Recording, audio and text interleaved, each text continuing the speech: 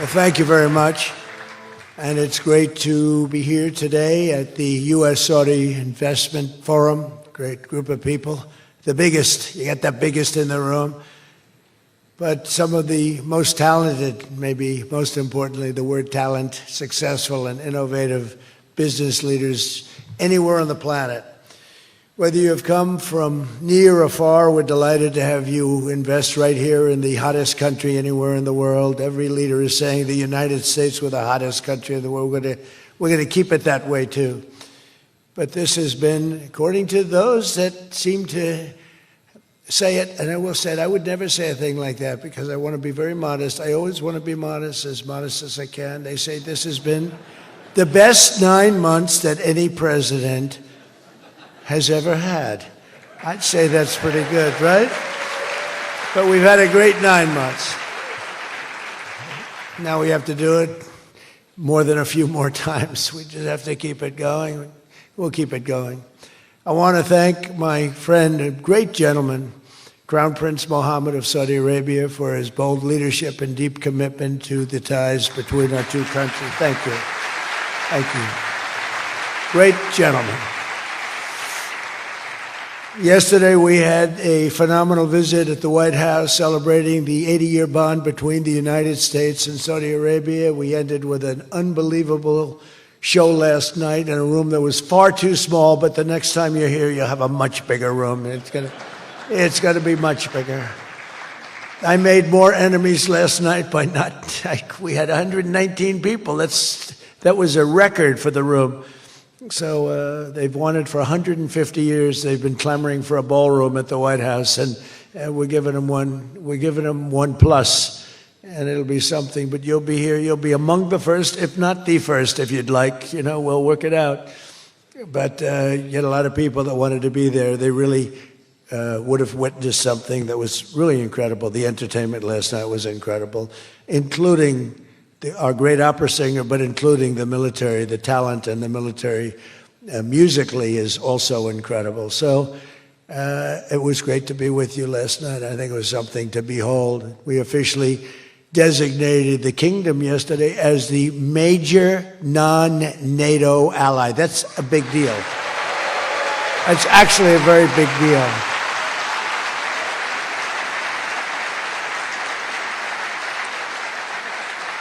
Great honor. That happens seldom, very seldom, if at all. So I just want to congratulate you on that. That's a sign of trust. We signed a historic strategic defense agreement yesterday also, and that's something that is likewise very rare, and it's a very honored company that you're in.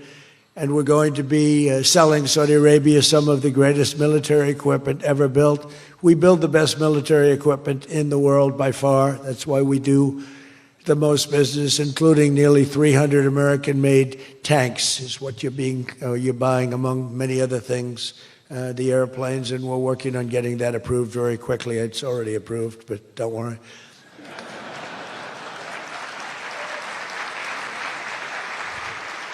We have to go through a process. The process will take, Elon knows, the process will take about, would you say 24 hours? I think so. You're in good shape, very good shape. The partnership between our two nations is among the most consequential in the entire world, and together the Crown Prince and I are making an alliance stronger and more powerful than it's ever been before. We've had good relationships and frankly not good. You didn't have a good relationship with Barack Hussein Obama. You didn't have a good relationship with Sleepy Joe Biden. But you had a great relationship with me, and now it's as good as it was, and probably even better if you think about it, because we took the dark cloud away from your country. It was called Iran and its nuclear capability, and we obliterated that very quickly and strongly and powerfully. But that was a real cloud over the whole Middle East, and now they want to make a deal. They want to make a deal. They want to see if they can work out a deal with us, and we'll be doing that probably. But that was a terrible cloud that you had to live with for a long time. 22 years they were thinking about doing that. The B-2s. That was even before the B-2s. Those B-2s, what machines they were, they flew in, they were undetectable, and they dropped their payload, and every single bomb hit its exact mark, which was a shaft going deep into the mountain. And every single one of them hit, and it was total obliteration. And then I was criticized by some of the fake news for saying the word obliteration was too strong, perhaps. They had no idea. Nobody saw it. 3 days later, when the Atomic Energy Commission went, they said it was total obliteration, beyond obliteration, they said. But they want to make a deal. We'll see what happens. This week, our countries also signed groundbreaking agreements on civil nuclear energy, critical minerals, and artificial intelligence. And I want to congratulate a lot of the great American leaders, business leaders that are in the room. And you'll do a great job for Saudi Arabia and for a lot of other people in the room that are buying your product, taking your product, and using your product. All of that is in addition to the $600 billion investment in the United States that Saudi Arabia announced during my unforgettable visit there last spring. Well, I said, could you try and get that up to $1 trillion? And yesterday, the Crown Prince announced that the number that they'll be investing in the United States is $1 trillion. So that's really an honor.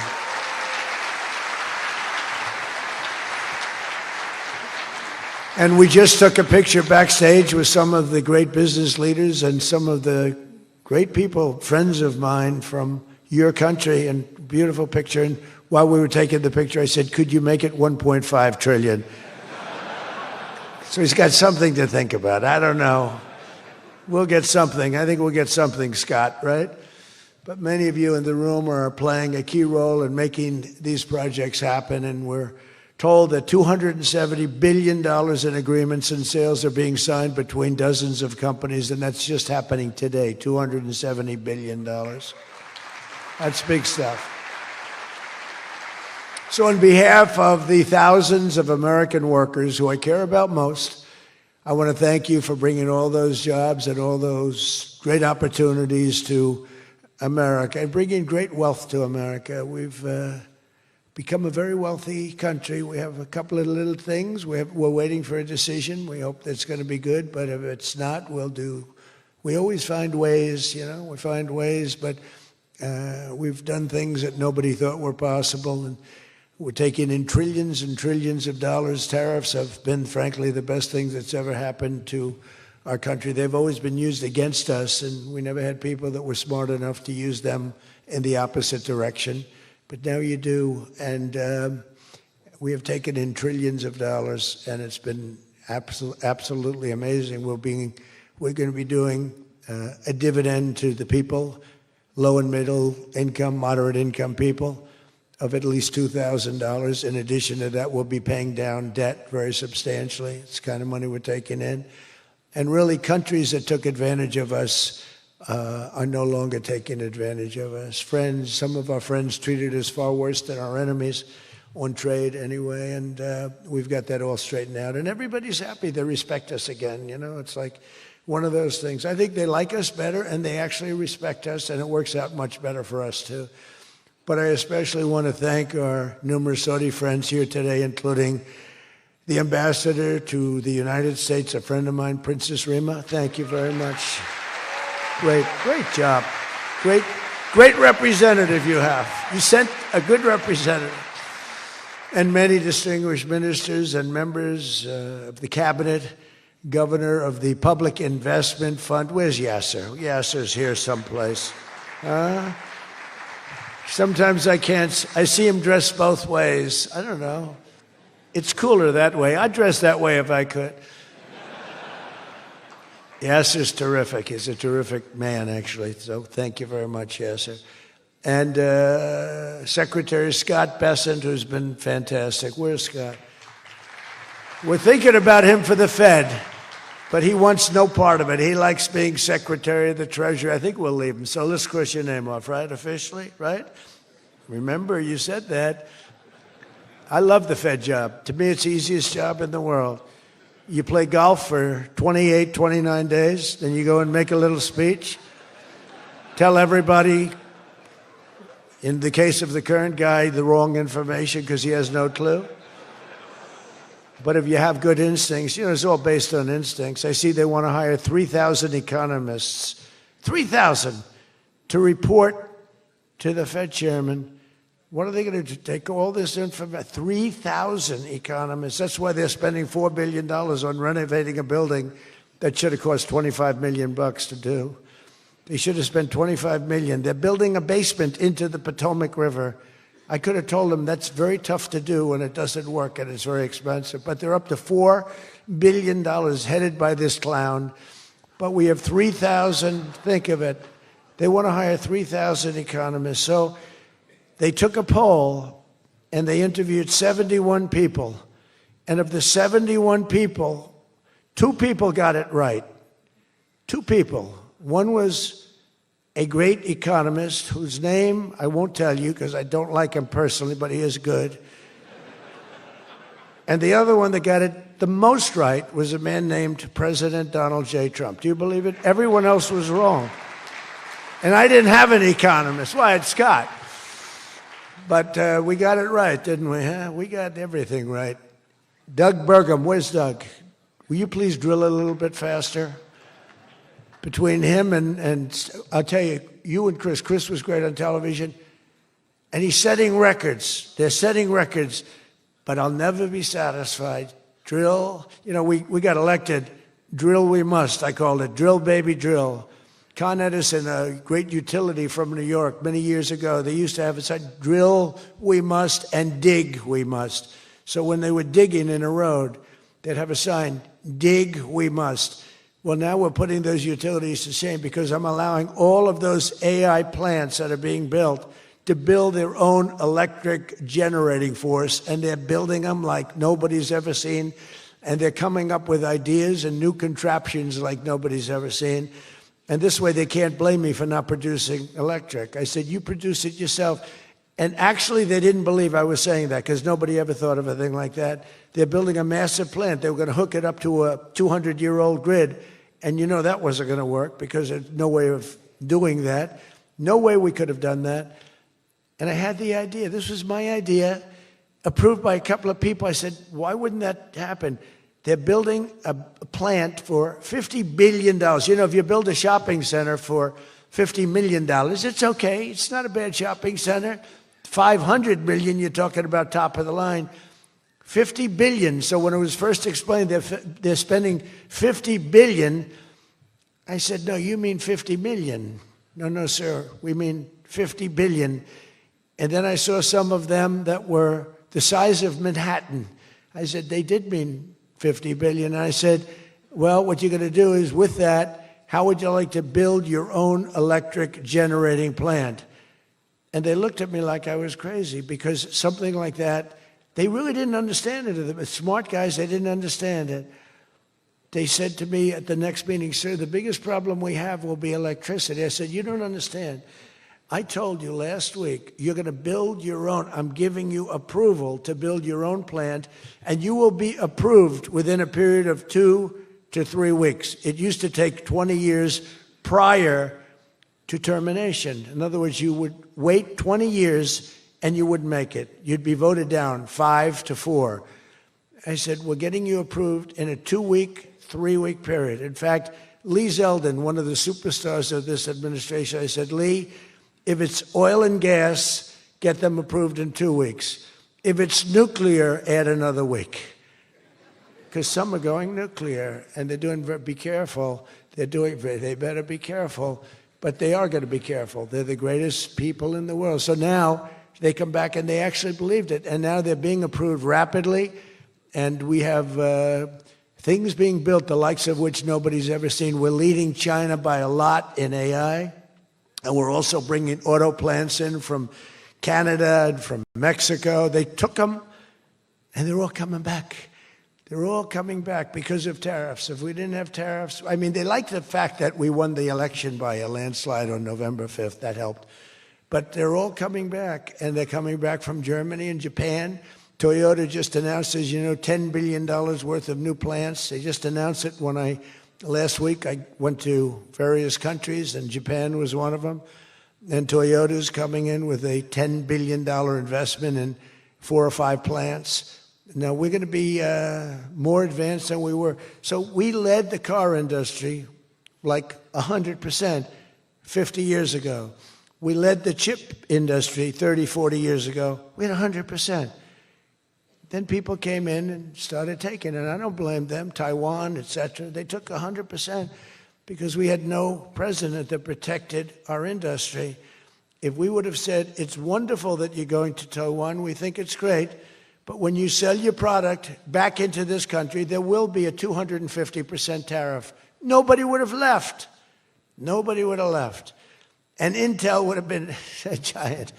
Intel would have been, where's Jensen? Intel would have blown, well, he now owns a big chunk of Intel. He's got it figured all different ways. Where are you, Jensen? Stand up. You have done such a good job. And you had a good 2 days, I understand, right? A good 2 days. How's Blackwell doing, okay? Any recent competitors? Anybody going to blow Blackwell away in the next week? They say 10 years, I don't know, maybe 2 years, 3 years. But you will not be stopping there. You'll be going further fast, right? An amazing job you've done. I want to thank Howard Lutnick and Christy Noem for being here. Christy, Howard, good job. Really good job. My daughter Tiffany's here with her great husband, Michael. Thank you very much, Tiffany. Thank you, honey. She was a great student. She went to Georgetown. She was a great, great student, and she finished really right at the top, and we were proud of you. And she was so proud, and her graduation got canceled because of COVID. But I say if her name were something else, they probably wouldn't have canceled it. They didn't like that she did so well in school. They weren't happy about it. I say they canceled your graduation because you were a great student, and they didn't want, but other than that, I have no problems. You see, I don't take anything personally. Anyway, great job. And of course, hundreds of the top minds in technology, finance, and private enterprise from both Saudi Arabia and the United States. But my message to all of the leaders and investors with us today, and they are the best in the world, is very simple. Under the Trump administration, America is back and America is open for business. And America is actually stronger than it's ever been before, ever. We rebuilt the military in my first term. Foolishly, we gave a little bit to Afghanistan, but not very much compared to what we built. But now we're building it at levels that we've never done before. And in addition to that, we're sending a lot out to our allies, and we're making it possible for them to get it. I want those companies to build more plants, to build it faster. We want them to build it faster. The biggest problem we have is we have a backlog because it's so good. Every country wants our missiles, our jets. They want everything we have, and we got to go faster. We just have a new plane, the F-47. It won a very strong competition. It's the newest, and that was won by Boeing. By the way, Boeing is doing an amazing job of coming back. Kelly is doing a great job. They're really moving, and it's really great to see. But they won the competition for the jet fighter, and they say it reaches levels that has never been reached, both in terms of stealth and speed and everything else that they go by. So they're just completing their factory, and they've already started work on the F-47. How did that number get chosen? I don't know, but I didn't pick it. I did not pick it. It was said, sir, we'd like to present you with the F-47. I said, that's an unusual number. How did you pick that number? After 4 years of economic nightmares under the previous regime, Sleepy Joe Biden, he was a sleepy guy, wasn't he? Think he would have been here today? I don't think so. Americans have rejected the failed, and they were really failed, far left models that you were looking at of high taxes and massive spending, soaring costs, crushing regulations, and trillions of dollars in green new scams. Everything was a new scam, green, green, green. Look, I'm all for the environmental, everything. I'm all for climate change. You know, they have new word, climate change. It used to be global warming. It's global warming. Well, that didn't work because it started coming down. They did the global cooling thing. Then they just said, we can't keep up with this. It's too much. So we'll go Perfect words. Climate change. They're covered. If it rains, if it snows, if it's warm. It's climate change is destroying the world, remember?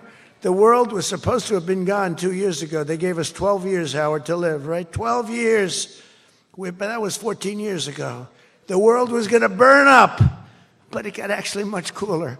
These people, it's a little conspiracy out there. We have to investigate them immediately. They probably are being investigated. Their policies punished success, rewarded failure, and produced disaster, including the worst inflation in our country's history. We had the worst inflation in history, and now we have a beautiful normal inflation. It's going to come down over the next few months a little bit more, but we have a nice normal inflation. We had the highest inflation in the history of our country. 9 months ago, our country was dead. But now America is the hottest country anywhere in the world. We're the hottest country. I don't care what country you're with. America is the hottest country considered. And we did this in a period of 9 months. We're a little longer than that, but it took me about 2 weeks to get started. We're rewarding those who build and create, invent, and invest in the USA. And you know, our big, I call it the great, big, beautiful bill. It's the biggest bill ever passed in the history of Congress. And Scott and I and all of us, we sat down and we said, let's do it, along with the Speaker and John Thune and everybody, said, let's do it all in one bill. And a lot of people were they said, you'll never get it approved. And we didn't have a huge majority. We had a huge presidential win. We won everything. We won all 7 swing states. We won the popular vote by millions. We won everything. But the one thing, we won one, it's called districts. The country has districts, and we won in terms of districts 2,750 to 550. And that's why when you see the map of the election, it's the whole country, it's all red, and it's pretty amazing. 2 little blue streaks on the right and on the left, and they're very little and getting smaller. But it's been pretty amazing. But in 4 long years, Joe Biden secured less than $1 trillion. In 9 short months, I've secured $18 trillion to rebuild our factories, create hundreds of thousands of jobs, and bring back those beautiful words, made in America. So think of that. He did less than $1 trillion in 4 years, and in 9 months, we've done more than $18 trillion, okay? That's called success. And we think that by the end of the first year, it'll be over $20 trillion. So, and thank you very much. You helped with that little boost you gave us, that little increase. We appreciate it so much. We appreciate you. So it's just one example. Under the deals being signed this week, workers at GE Aerospace, I think he's here. Where is he? Stand up. What a job you've done with your new engines. And where are you? You're there. It's not a very good location for you. I thought you have been amazing. Great new engine that's supposed to be more efficient, more powerful, and less costly. That's not a bad combination. But GE Aerospace will soon be delivering dozens of new airplane engines for 787 Dreamliners in Saudi Arabia's commercial fleet. Big order. It was a big order just secured.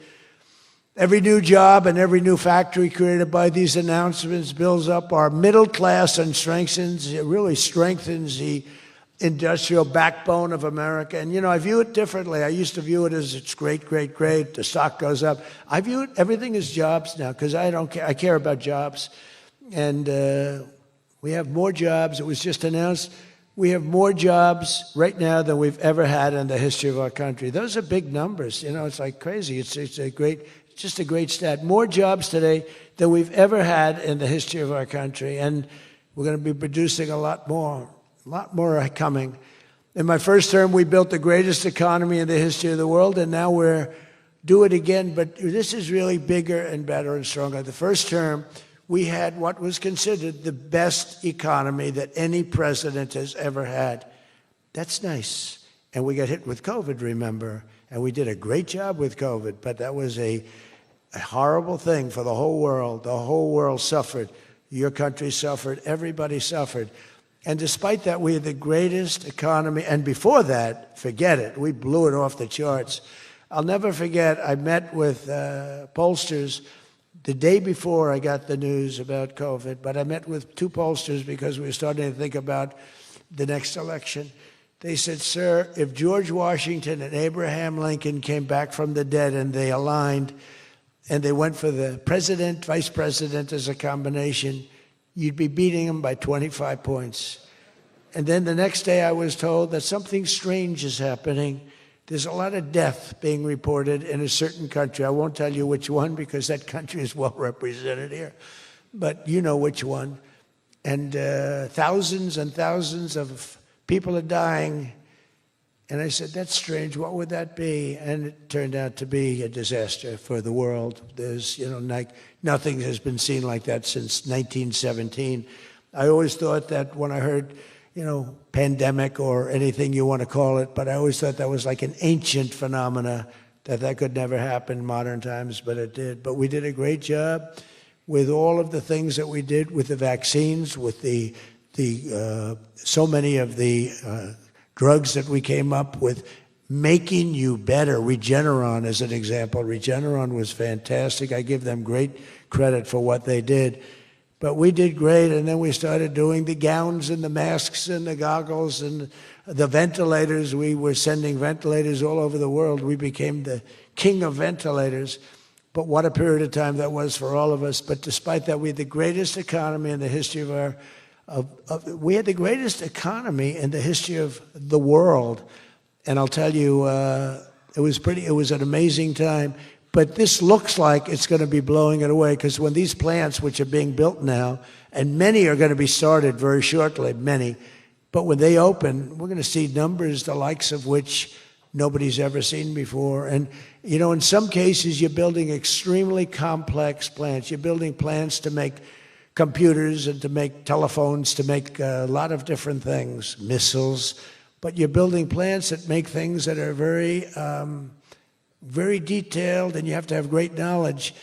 And you're coming here and you find, if we don't have people that did that before, we are allowing you, and I may take a little heat. I always take a little heat from my people, the people that love me and the people that I love.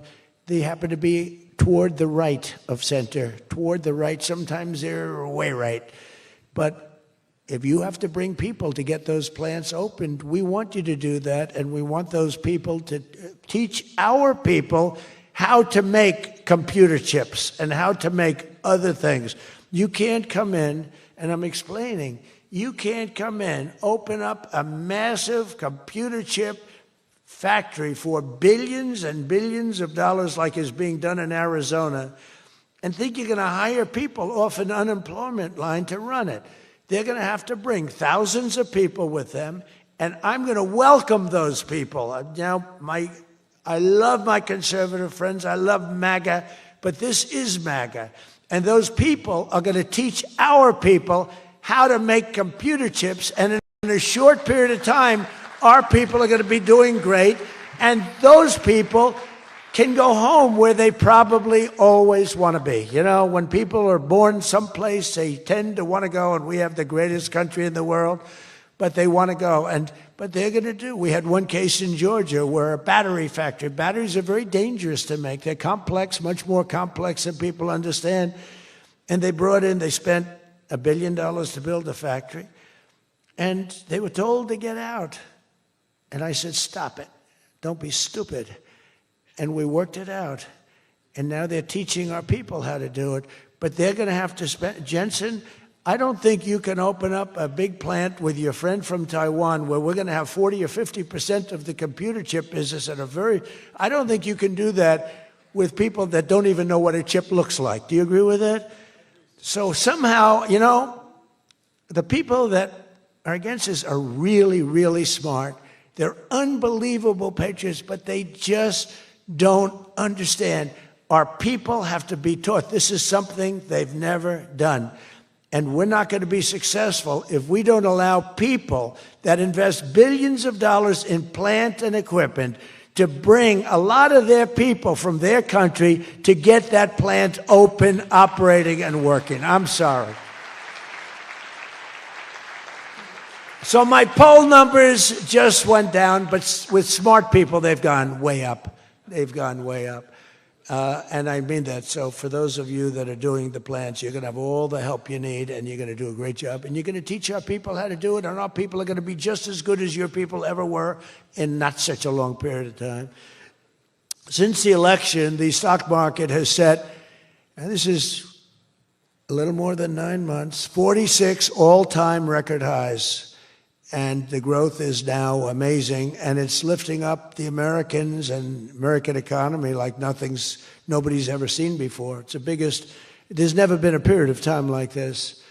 Wages for hourly workers are rising at the fastest pace in 60 years, and real wages for construction workers are up $2,200 a year, and that's good, and that's spending. They're going to spend. They're going to buy many of the things that you're making. In 9 months, we've lifted over 600,000 Americans off food stamps, and that's happening rapidly. You know, when we had the problem 2 weeks ago on the SNAP, and they talked about all of this, the numbers. So when I left, which was a rigged election, by the way, but that's okay. You know, they used to go crazy. I'd say rigged, nobody complains anymore because now they realize it was, and it's been proven, and it continues to be proven. But when I left, that number was $7 billion. Now it's $47 billion. That's Biden.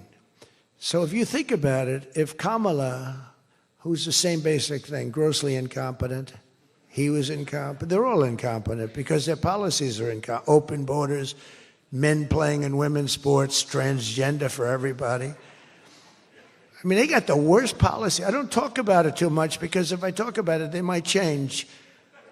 So, no, I don't talk about it. I tell people, don't talk about it. Wait till 2 weeks before the election and hit the hell out of them. Right? We talked about that, right, Elon? He said, we wait 2 weeks before. It's almost like you're in a war. Don't shoot yet. Don't shoot. Hold your fire. The enemy's rushing. Hold your fire. Don't shoot. Okay, now you can go. 2 weeks before. But I watched a guy the other day, a congressman, fighting for men playing in women's sports. And the new weightlifting record for a certain weight was just set.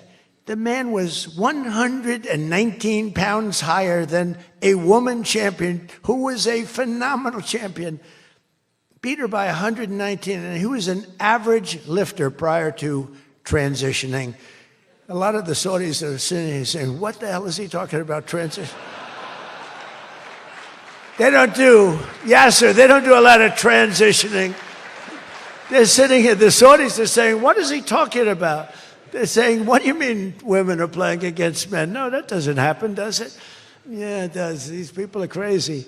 1.9 million more American-born workers are employed today. Think of that, than when I took office. So we picked up almost 2 million workers, and more Americans are now working, as I said, than at any time in the history of our country. Under Biden, 1 out of every 4 new jobs went to increase the size of the federal government. So in other words, 1 out of 4 was a federal worker. Well, I love our federal workers, but that's not the way you can build a country. It's a short road to a disaster. Under my administration, 100%, think of that, of all new jobs created came out of the private sector. In fact, the federal government, we cut thousands and hundreds of thousands of jobs out of the federal government. Now, if I wanted to do something for purely political reasons, I'd say, Susie, let's hire a couple of million federal workers. And you know what happened? Unemployment is unbelievable. We don't do that. They did that. They used to hire workers in order to fudge up the numbers. The federal workers. By the way, Susie Wiles, most powerful woman anywhere in the world by the biggest, most important magazine. Susie Wiles, she had her father, Pat Summerall, the great announcer, football. He was a great football player, became an even greater, the voice of the NFL, and he was supposed to be a tough cookie, and I believe it 100%. Most powerful woman in the world. She can take out a country, take out a country with 1 phone call. That's power. I don't know if I could do that, but she could. Thank you, Susie. Do you feel good about the job you're doing? Huh? She's never going to be satisfied. She's doing a great job. We're also making incredible strides to make America affordable again. That's a new word that they're using. Affordability, they talk. They had the worst inflation in history. They had the highest prices in history. The country was going to hell. The only thing that we're going up in is our stock market, okay? The only price that we really have, I mean, we're bringing prices down, but they came up with a new word, affordability. And they look at we were all about affordability, and everyone assumes that that meant that, no, their prices were high. If you look at the numbers, since I took office, core inflation is now below 2.7%. It was at numbers that nobody had ever seen before with them. Walmart just announced that the cost of their standard Thanksgiving meal is reduced by 25% this year from last year. So they make, look, the Democrats, I don't know, some of you are probably liberal Democrats. I don't know about in your country. I don't know if you know that word, liberal. The word liberal doesn't exist. But they have a new word now. You can't use liberal, you have to use the word progressive. And I don't like using it. It's a beautiful word, progressive. Progressive, that's not them. They're regressive. No, they're regressive. Think of it. So if I don't get in, we have $20 trillion. Let's say she gets in. Instead of $20 trillion, you'd lose $10 trillion, and your welfare and other benefits would go up by 30%. Look at SNAP. Look at what happened there. From 7 million to 47. From 7 billion to 47 billion, it would be that. So we would lose business, countries and companies and people would flee our country. They would flee, and all of the other things would go up. In other words, would end up with a shell of a country, and I'm being nice when I use the word shell. This country would have been in big trouble, and I don't want to get him in trouble, but that gentleman right there, the most respected man in the room, that's today because we're here. Most respected man, I have to say that. Don't worry, when I'm with other countries and the leaders sitting there, I say the same about them. Don't worry. Don't get carried away. No, the most respected, one of the great leaders, he told me when I was in his country, he said, and I use it all the time. Sometimes I refer to him because I have great respect for him. I figure it sells better. But he said exactly these words. He said, it's amazing what you've done. 1 year ago, your country was dead, and now you've got the hottest country in the world. You were the first one that said that. And I've used your name hundreds of times. I use your name, I say, that king of Saudi Arabia said. But anyway, but it's true. We were a country that was in really bad trouble. We were a country that would have been dead, I believe, within a year or 2 years after the election. We were headed in a very bad direction. And now we're headed in the best direction, I think, that we've ever been headed. According to the USDA, Turkey is down, think of that, 33%. And I'm not talking about the country of Turkey. He's doing fine. Erdogan is doing good. Just want to, I don't want him calling me. I'm not down 33%. He's a friend of ours. We got to take care of our friends. Since March, egg prices are down 86%. Think of 86%. Many other prices are down in a similar number. When I first came into office, my first 3 days, I had a news conference, and they started screaming at me. Those people, that's a lot of people back there. Look at all the fake news. They started screaming at me, eggs, eggs. I didn't know anything about it. I said, what's going on with eggs? They're up quadruple. I said, I've only been here for 3 days. And we'll work on it. And we got them down very substantially. They said, don't buy eggs for Easter. At the White House, we have an Easter egg hunt. We buy thousands of eggs. People come from all over, thousands. They asked me, sir, would it be possible this year to buy plastic eggs? I said, I'm not buying plastic eggs. The kids are going to pick up an egg. They're going to, what the hell kind of an egg is this? And we bought maximum number of regular eggs, and we got the prices. Brooke Rollins did a great job, Department of Agriculture. She did a fantastic job. And eggs are way down now. Mortgage rates are down despite the Fed. Scott, you got to work on this guy. He's got some real mental problems. No, there's something wrong with him. It's just sweet. I'll be honest, I'd love to fire his ass. He should be fired. Guy's grossly incompetent. And he should be sued for spending $4 billion to build a little building. I'm building a ballroom that's going to cost a tiny fraction of that, and it's bigger than the whole thing put together. You got to work on him, Scott. The only thing Scott's blowing it on is the Fed. Because the Fed, the rates are too high, Scott. And if you don't get it fixed fast, I'm going to fire your ass, okay? I can't tell you, Scott, sir, don't fire him. Sir, please don't fire him. He's got 3 months to go. Don't fire him. I want to get him out, Scott. Please. He's the voice of reason. You're very lucky you have him, I'll tell you that. Done a good job. I think Howard's a little bit more for firing him. Right, Howard? I think Howard would say, get him the hell out of there. Anyway, well, congressional Democrats wanted the largest tax hike in history. They wanted to raise your taxes by 42%, 44%.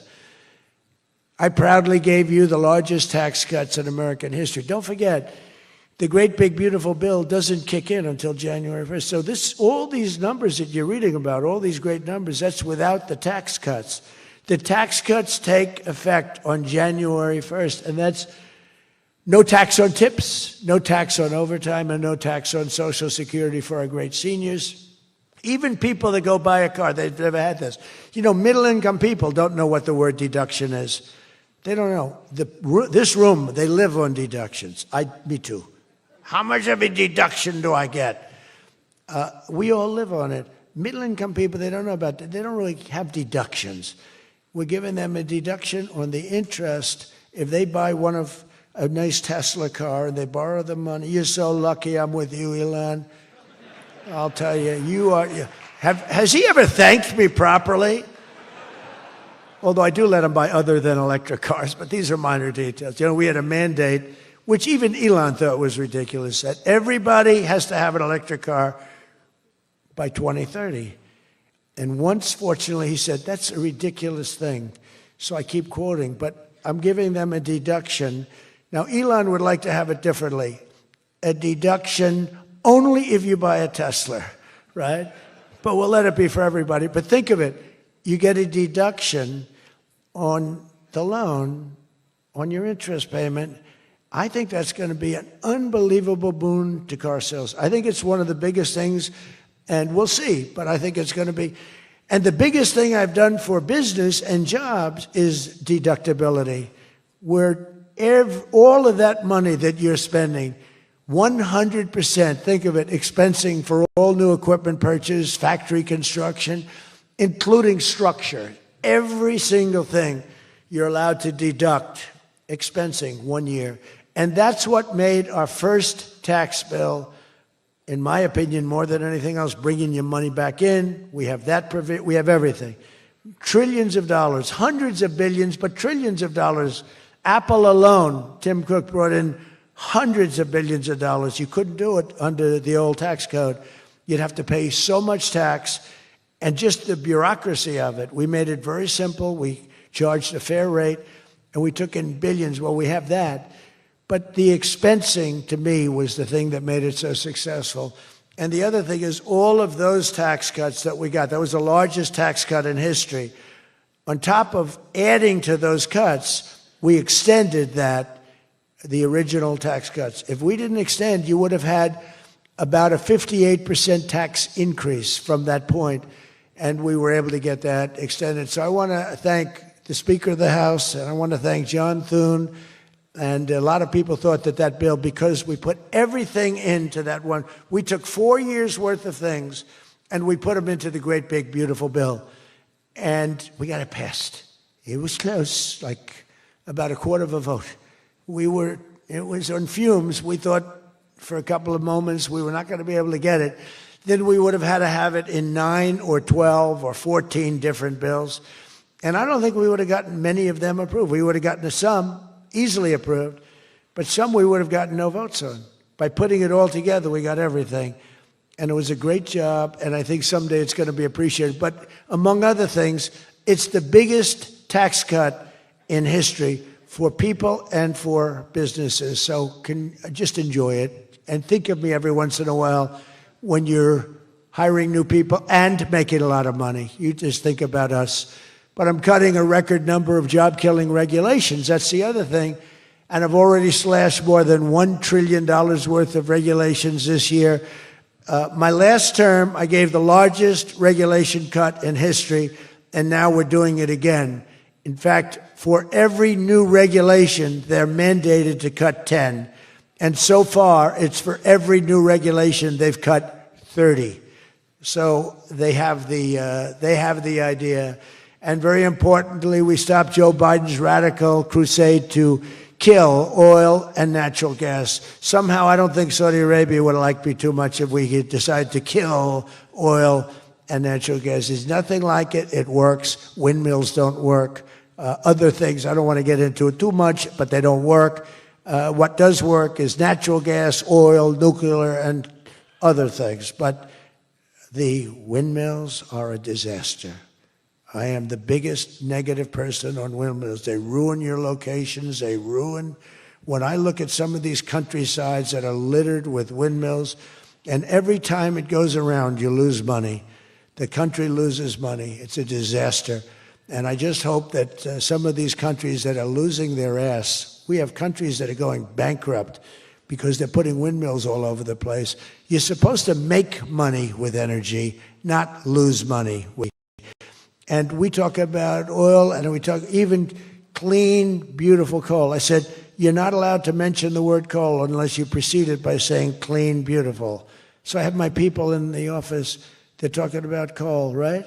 And they're going, sir, a clean, beautiful coal is doing very well, sir.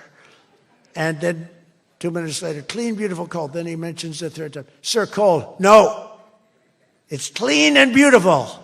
Because it needs a public relations help. Coal needs a little help, public relations-wise. So we refer to it as clean, beautiful coal, and it does have its place, that I can tell you.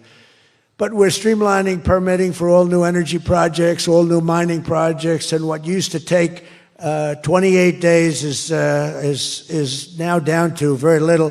But we had times when, not 28 days, we had times when things would take 14, 15, 16, and even 20 years to get approved.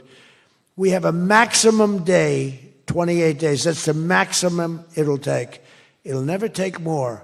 You can come in with $1 trillion factory. You can come in with what it takes a maximum of. You don't have to go years and years and years, be abused by bureaucracy. If you build a plant now, you're going to have your plant done within 28 days. And a lot of you are all, because I see everyone shaking their head, you're all agreeing. We're getting you approved by very smart people quickly.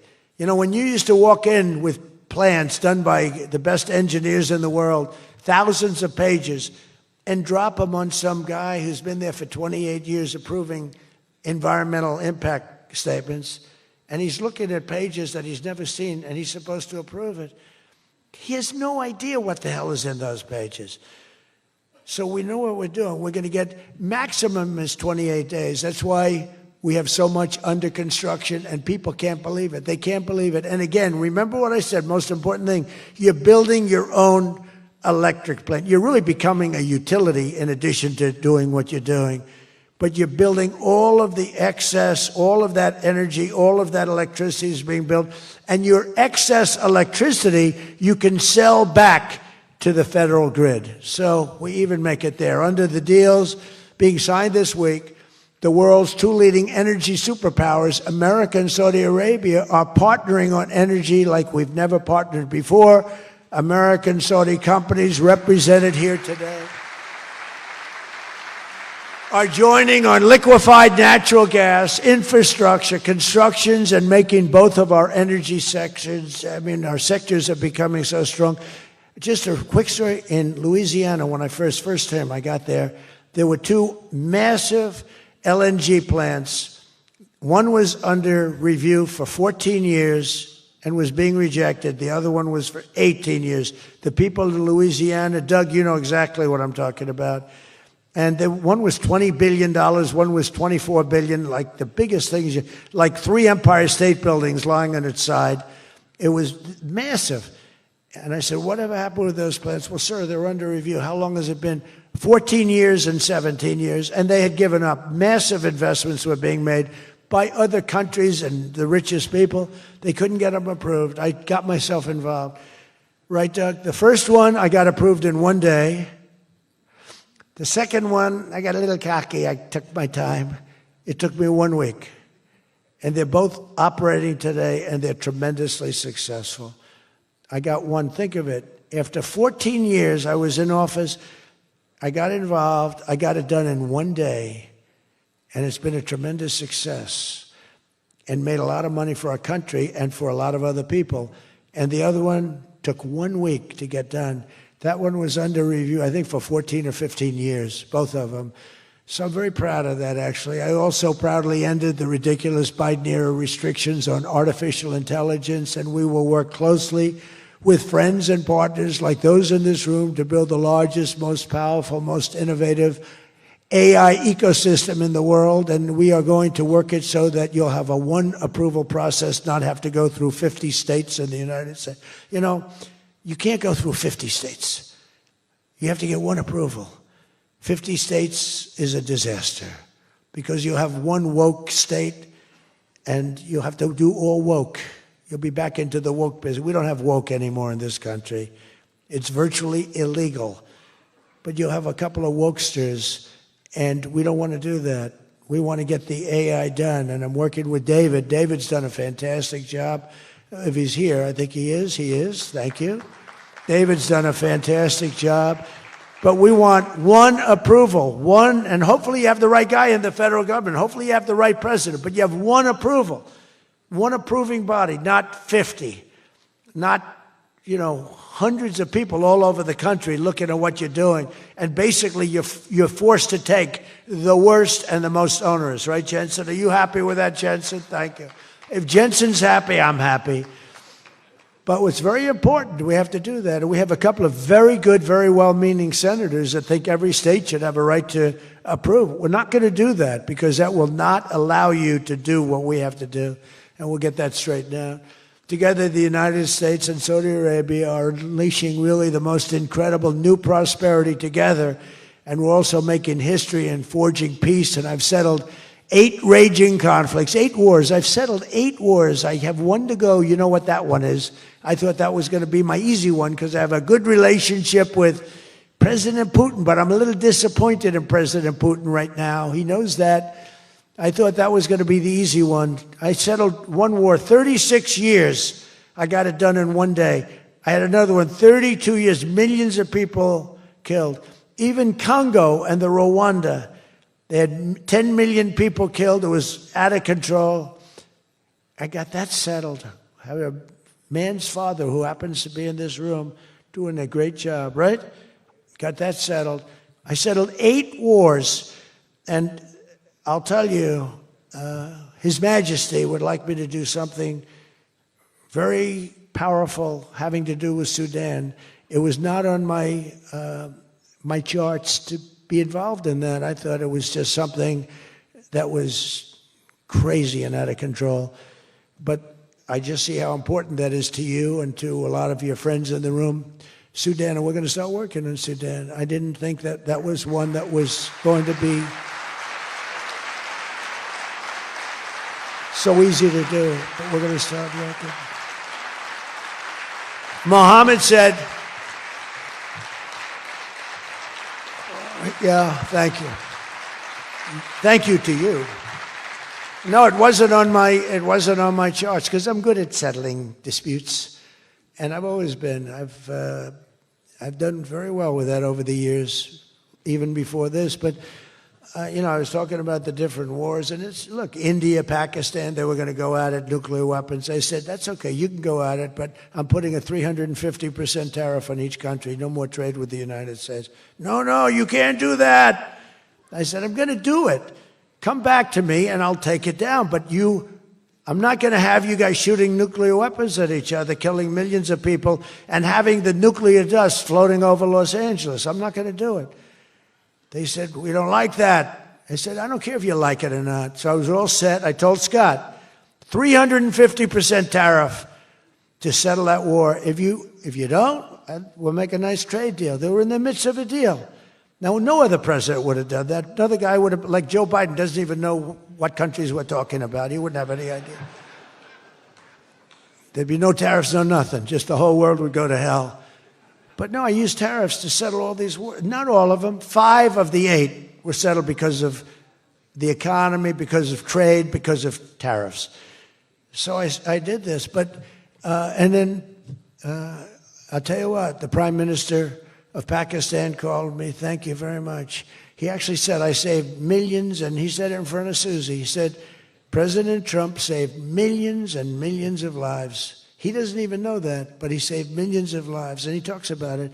And I got a call from Prime Minister Modi saying, we're done. I said, you're done with what? We're not going to go to war. I said, thank you very much. Let's make a deal. But I saved a lot of people, millions of people, on many other wars. Azerbaijan, you know what was happening there? I settled that. That was going on for many, many years. Actually, Putin called me. He said, I can't believe you got that one settled. We've been trying to settle that one for a long time. I said, don't worry about that. Just let me settle your frickin' war, okay? You don't have to help me. I don't need any help. I need help with your war. And it'll get done. But working with the Crown Prince was amazing because he mentioned Sudan yesterday. And he said, sir, you're talking about a lot of wars, but there's a place on earth called Sudan, and it's horrible what's happening. And I viewed it as being just sort of a freelance, no government, no this, no that. And he explained the whole culture and the whole history, and it was very interesting to hear. Really amazing, actually, to hear. And, you know, we've already started working on that, okay? He said that would be the greatest thing you can do. That would be greater than what you've already done. That was your expression. Is that a correct expression? Pretty good. So we're working on that. We started about 30 minutes after you explained to us the great importance of that. I view it differently now than I did just a day ago. But we also, as you know, we had a historic ceasefire. We ended the war in Gaza. And 2 days ago, incredibly, the United Nations Security Council backed the Trump peace plan. And we have a great peace plan. We have peace in the Middle East. This is a strong peace, too. They say, oh, it's tentative. It's not. This is a very strong peace. We have 59 countries signed on. And when there's problems, I'm getting calls from countries. They want to go in and lead the fight to solve the problem if we have any problems. But right now, it's looking very good, and they endorsed the United Nations, what's called the Board of Peace, chaired by a person called Donald J. Trump. I accepted the chairmanship. They asked me to be chairman. That's what I needed. It's just a little more work, but it's a great honor. That'll be the greatest board ever assembled. Where do you see this board? This board will blow every board away. And I believe we're going to be lucky enough to have the Crown Prince be a very distinguished member of the board. But we're going to have the heads of the Board of Peace, and I think it will go long beyond Gaza and the Middle East. I can see that going long beyond. There'll never be anything like this in terms of, I know you all have wonderful boards, but this is going to blow it away. It's going to blow them all away, and it's going to do some really good. So in the coming months, the Crown Prince and I are going to ensure that the ceasefire and everything else that's going on that's so positive in the Middle East, hard to believe. I mean, I've grown up, peace in the Middle East. I used to hear peace, peace, peace in the Middle East, but never happened. We have peace in the Middle East. It's an amazing thing. Nobody thought, 3,000 years they talked. Nobody thought it would happen. In just 9 months, our administration has achieved more than most other administrations achieve in 8 years. And we're leading again in just every country. We want to win. We want to win for you. We want to win for ourselves. We want to help our allies. We want to change our enemies. We want to change our enemies. I'm being nice when I say it that way, but we want to change them. And if they don't change, we're going to be nasty. But hopefully we're not going to have to be nasty. But we want the world to prosper. We want the world to be safe. Our alliances are flourishing like they haven't before. And, you know, they're respecting America again. They didn't respect us. We were like a bunch of stupid people. We had a president that couldn't get up and talk, couldn't walk up a flight of stairs. We had people that didn't know what the hell they were doing. We were an embarrassment all over the world. but now we have people that are respected at levels that we've never seen before. So I just want to tell you that this is a group that I respect. I read every single name of every single person sitting in each and every seat, and I either know you or I know of you. This is an amazing group of people, and it really is headed by that gentleman sitting right smack center with 2 seats in between him. He wants plenty of room. And he's going to be the king of Saudi Arabia right now. He's the most distinguished gentleman. He's my friend. And thank you very much for what you've done for us, and we will always be with you. Thank you, Mohammed. I appreciate it. Thank you, everybody. Thank you very much. Thank you.